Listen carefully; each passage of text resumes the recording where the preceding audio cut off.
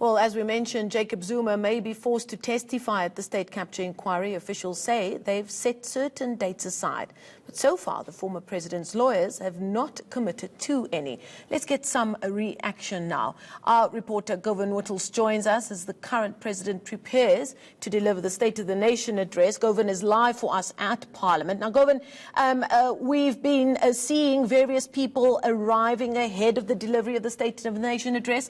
Has the former president been seen around that area as yet?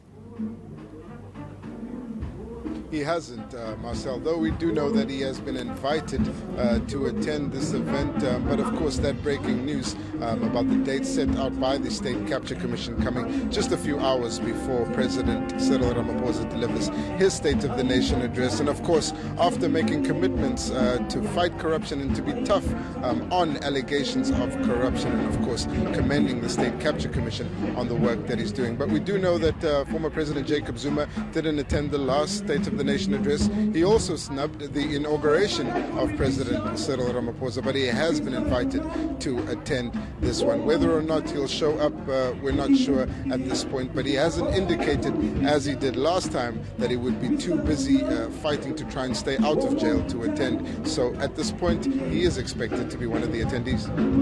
There's already been questions raised about the timing of this release coming out of the commission, it being just a few hours before President Ramaphosa's speech. And as you've just said, since we've been hearing State of the Nation addresses from President Cyril Ramaphosa, he has repeated his commitment to rid government of corruption.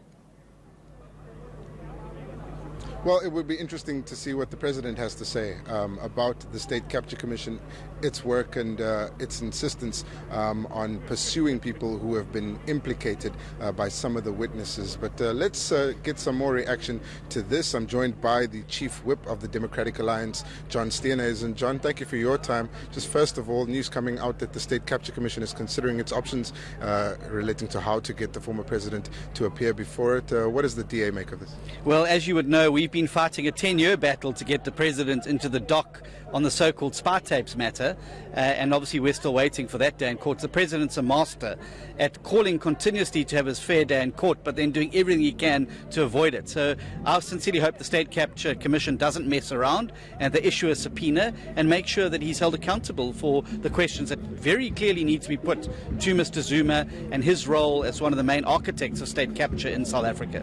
All right, moving on to the State of the Nation address, the reason why we're all here today. The Democratic Alliance is planning a few major actions in the 6th Parliament, one of it being the inquiry that you've called for the Public Protector Busisiwe Mkhwebane, but at the same time you're expecting the report from Mkhwebane on the investigation into that 500,000 rand donation from Bosasa to the campaign of President Cyril Ramaphosa. So how do you reconcile the two in raising questions about her conduct and whether or not she's fit for office, but at the same time asking her to come forward with the report into the president? We've been very clear that we don't believe she's a suitable person to occupy the office of the Public Protector, and that we've called into question her motives and competence, given a number of the key judgments that have unstitched her findings, finding them unconstitutional. That being said, the Executive Ethics Act makes it very clear that that is the only route you have to lodge a complaint against a member of the executive who misleads the House, and that is with the office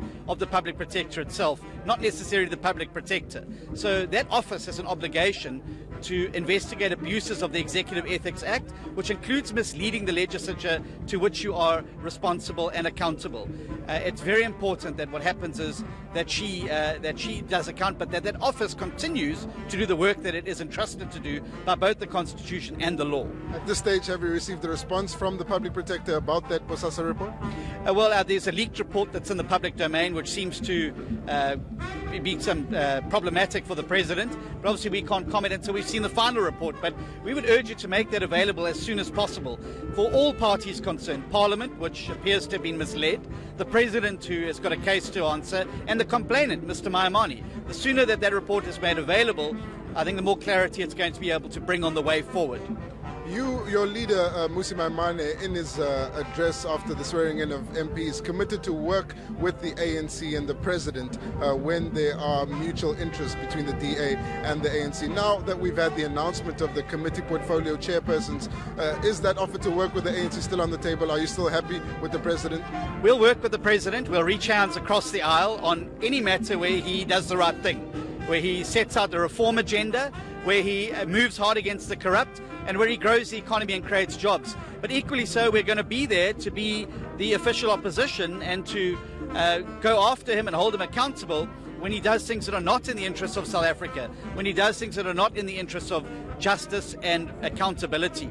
So yes, we will work. We are a constructive opposition. We work hard to make sure that Parliament works as an institution, because a working Parliament means that we have a country that works. If we can hold the executive accountable here, South Africa will be better for it, the government will be better for it, and the people of South Africa will be better for it. Some of the work that you're going to do includes the tabling of bills, as I understand, the jobs bill.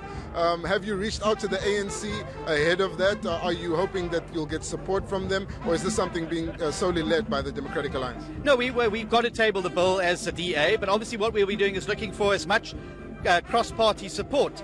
We believe we've got a workable plan. It's very clear the ANC don't have a plan. Since 1999, they've been promising jobs, jobs, jobs. Every year, the unemployment lines get longer and more people are pushed into the unemployment queues. 10 million people unemployed. Clearly, their plans that they've been using are not working. It's time for them to listen. They don't have the monopoly on good ideas. We believe we've got some great ideas to get the country back to work, but most importantly, to get South Africans back to work. And we hope that they will get behind those plans and not simply just make the president the exclusive domain of jobs in the country. He needs assistance, he needs new ideas, and we believe we've got a great offer to make. Yeah, some of those new ideas, of course, include the inclusion of Patricia de Lille in his cabinet. But most recently, we've heard that the chairperson of the Standing Committee on Public Accounts may go to the IFP. What's your response to that appointment? And then who from the DA would be part of that SCOPA committee? Well, it's unconfirmed reports at this moment, and we still are talking to various people within the ANC. We believe the right thing to do is to give it to the largest opposition party, the DA. That's certainly the approach we've adopted where we govern here in the Western Cape. We've given the SCOPA to the African National Congress as the largest opposition party. We've got a great candidate, we believe, Alf Lees. He's served on SCOPA before. He's served on the Finance Committee, and he's been very good at exposing some of the rot and corruption at state-owned entities, most notably SAA. We believe he'd be an excellent SCOPA chair, and we would really commend him to the ANC and to anyone making those decisions. What you want is a strong person there, able to chair those committees and act without fear or favour, to allow all parties the opportunity to be heard and to put their questions. Do you know at this stage when you're likely to get the confirmation of that appointment? Well, it's very difficult to know. It's like nailing jelly to a wall sometimes. But we hope that the matters will be finalised in the next few days, either way. But what we sincerely hope is that no matter what happens, that it will be an opposition party chairing the SCOPA. It would be a big mistake if the ANC were to take it in-house. I think it would be bad for Parliament and bad for democracy. Thank you so much. That's John Steener, he's the Chief Whip of the Democratic Alliance here in the National Assembly, talking to us not only in the reaction on the date set out by the State Capture Commission, but also some of the parliamentary matters that are due to come up in the 6th Parliament. For now, Marcel, it's back to you.